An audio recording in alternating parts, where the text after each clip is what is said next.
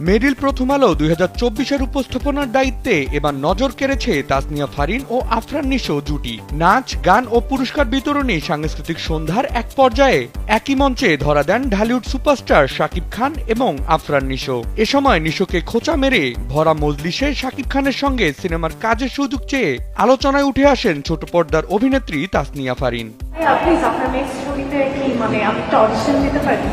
অনুষ্ঠান উপস্থাপনার এক পর্যায়ে তাসনিয়া ফারিন শাকিবের হাত ধরে কাছাকাছি ঘেঁষে বলেন, ভাইয়া আপনি অনেক সিনেমা করেছেন, আমারও একটা সিনেমা আসছে সামনে, প্লিজ আপনার নেক্সট সিনেমায় কি অডিশন দিতে পারি। এ সময় পাশ থেকে ফারিনকে উদ্দেশ্য করে নিশোকে বলতে শোনা যায়, তাই না, এখন তাকে দেখে কাজ চাইতে হবে।